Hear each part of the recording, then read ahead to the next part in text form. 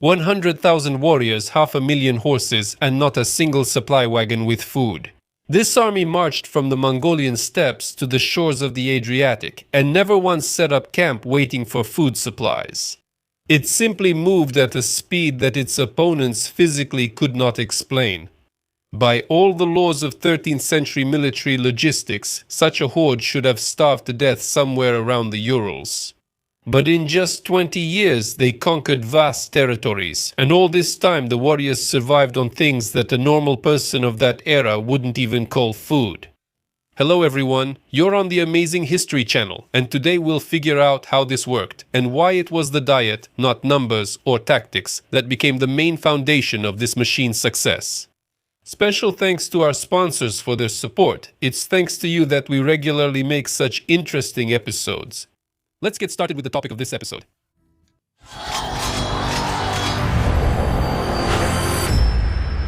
13th century Mongolia wasn't a country, but a couple dozen tribes who had fought each other for centuries over livestock and women. By 1206, Temujin, the future Genghis Khan, managed to unite them into a single whole, but this unification immediately created a problem that is rarely discussed. The thing is, such a steppe coalition is extremely unstable. The leader holds power only as long as he keeps winning and distributing loot. And as soon as he stops, his loyal companions will immediately start looking elsewhere. Victory created the need for the next victory. And just to keep from falling apart, they needed to constantly attack someone. Plus, there was simple economics. A nomad has meat, milk, and wool, but everything else, from metal for swords to proper fabrics, had to be either bought or taken by force. And the 13th century gave them the perfect opportunity. In the east, there was a rich but constantly divided self-absorbed China. In the west, there was the vast Khwarezmian Empire, which looked formidable only on paper, but in reality, everything depended on a single Shah, who even managed to quarrel with his own mother. And then there was Russes, where the princes fought each other more eagerly than any external enemy. And Europe, mired in endless intrigues between popes and emperors. In other words, the 13th century was the perfect time for someone who knew how to wage war quickly and cheaply. And it was here that the Mongols' habit of getting by with the bare minimum became their main strategic weapon. While the armies of settled peoples were tied to their supply depots, roads, and heavy baggage trains, the Mongols achieved a speed that no one else ever accounted for in their calculations. And we'll talk more about how exactly they hacked the military logistics system of that time.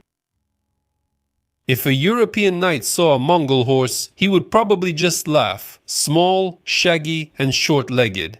Compared to a purebred Andalusian steed, it looked like a battered mutt next to an elite greyhound. But that was the main mistake of all of Genghis Khan's opponents. They judged a horse by its beauty and the power of its frontal charge, while the Mongols valued its ability to survive where everything else would perish. This breed was forged over thousands of years in conditions where it's -40 in winter and +40 in summer. In the Mongolian steppe, only the tough survived, not the delicate and beautiful. Those who survived there were the ones who could use their hooves to dig dry grass from under a meter of snow and get by with minimal water. As a result, what emerged was not just a horse, but a perfect biorobot with near limitless endurance. Let's discuss the numbers now. Each warrior went on campaign with a mini herd. Historians, of course, argue about the exact numbers, but on average, that's 5 or 6 horses for each one. And mostly these were mares. And while the European army trudged along at the pace of the slowest ox in the convoy, covering about 20 kilometers a day, the Mongols would cover 100. Sanik would simply jump from a tired horse to a fresh one without slowing down. The horses rested on the move, traveling light in the general herd.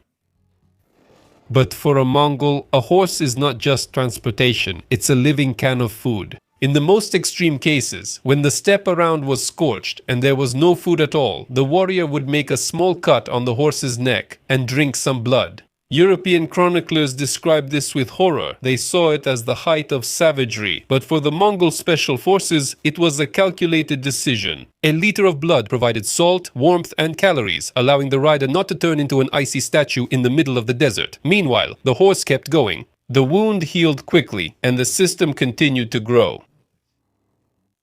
Essentially, 5 horses per warrior turned the Tumen into an autonomous unit that could exist apart from civilization for almost a year. Genghis Khan was obsessive about taking care of the horses, forbidding unnecessary exhaustion during hunts and keeping a close eye on the condition of their hooves. That's how you realize that his power was not based on swords, but on the 4 hooves under each of his soldiers. But for this living machine to move, the person himself also needed something to eat. And now we'll talk about the superfoods of the nomads. The papal legate Plano Carpini, who reached Mongolia in the 13th century, literally couldn't believe his eyes in his reports. He wrote that the Mongols ate so little that any other person in their place would have kicked the bucket long ago. But the secret was not in the Holy Spirit, but in the magic of compression. In essence, 600 years before the appearance of modern scientists and rations, the nomads invented perfect food concentrates. The first on this list is boorts. This is dried meat brought to an extreme degree of dehydration. The technology is very simple. Beef, horse meat or lamb was cut into long strips and hung out to dry in the wind and frost. And that's it. No salt or smoking. After a few weeks, the strips turned into wooden-like sticks, almost weightless and as hard as stone. Then they were ground into powder. Just so you understand the scale, the meat of an entire cow, after drying like this, could fit into a single cow's stomach. A pinch of this powder in boiling water, and you have a pot of thick broth ready for 3 people. It sounds just like a technology from the future, maximum calories with almost zero weight. The second ingredient is kurut, dirty white balls, almost as hard as pebbles. It's a concentrate of milk protein and fat, kind of like a medieval lollipop. A warrior could suck on a ball for hours right in the saddle, tricking his thirst and getting energy without stopping for lunch. If there was water, they would dissolve kurut in it, getting something like a liquid sour yogurt. It may seem primitive, but it worked better than any European porridge.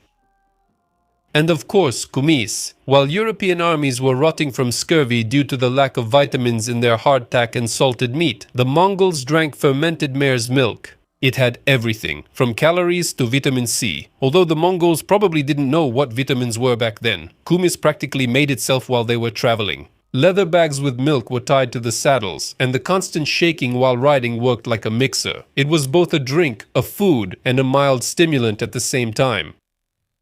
This diet could be supplemented by hunting, when time and circumstances allowed. Marmots, antelopes, wild boars, and birds. The Mongolian warrior was a hunter since childhood, and the bow in his hands was just as effective against animals as against people. Fish was eaten rarely and without much enthusiasm. After all, the steppe culture is indifferent to it. There was no bread, vegetables, or greens in the campaign diet at all.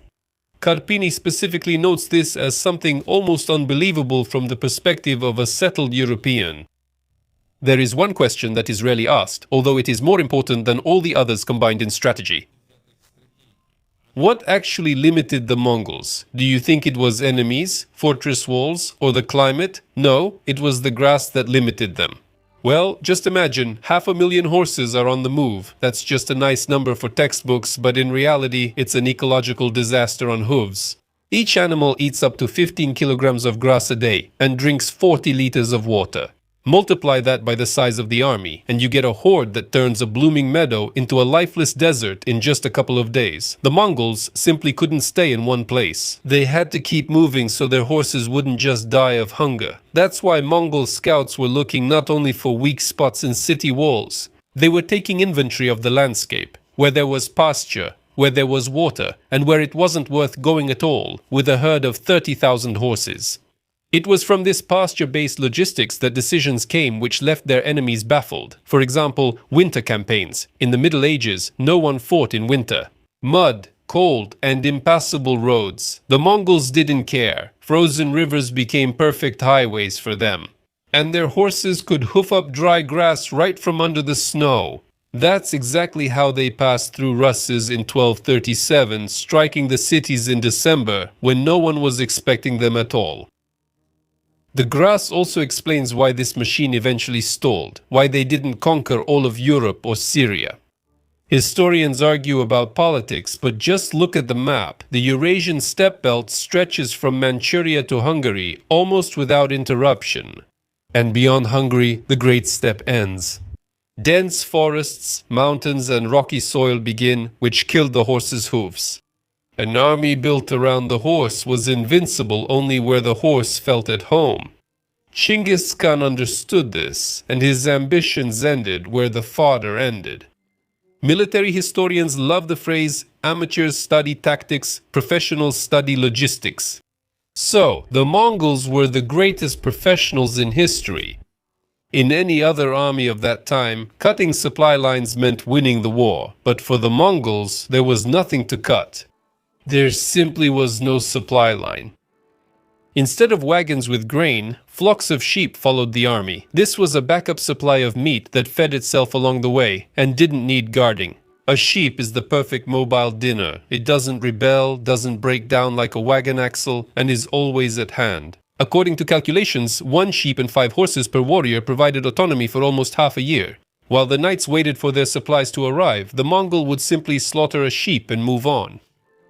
But what if you need to deliver an order from the Khan's headquarters thousands of kilometers away?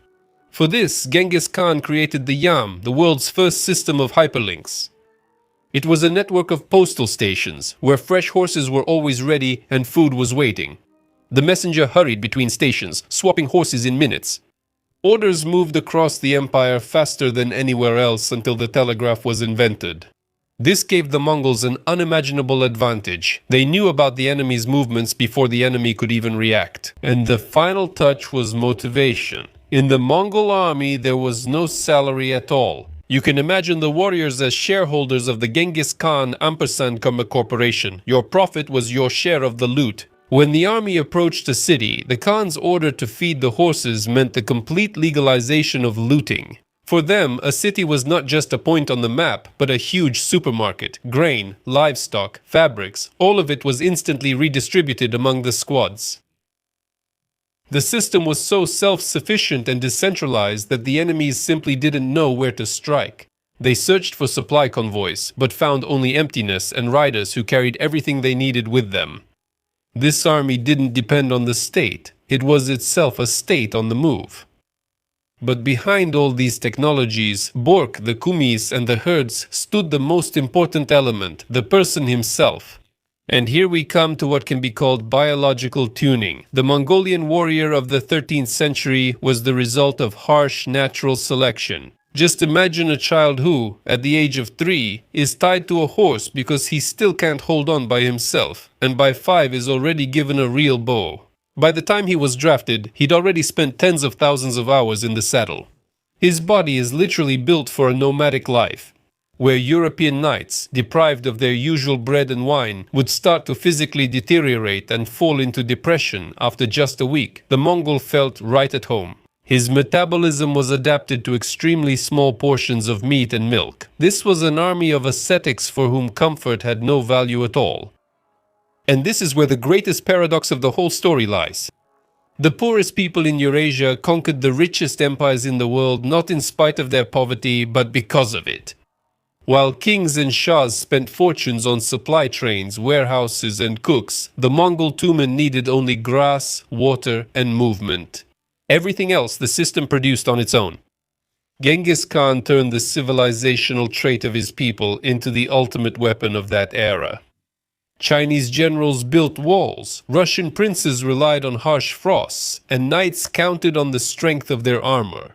All of them thought about how to stop the Mongol horsemen, but none of them thought about what was in their saddlebags. And it was there, in a small leather pouch with dried meat, that the secret to the downfall of their empires was hidden. Well, that's all for today. I hope now you'll look at an ordinary field ration differently. Thank you for watching until the end. If you enjoyed this episode, please like and subscribe. It really helps the channel grow. See you in future episodes. Bye everyone. Пока.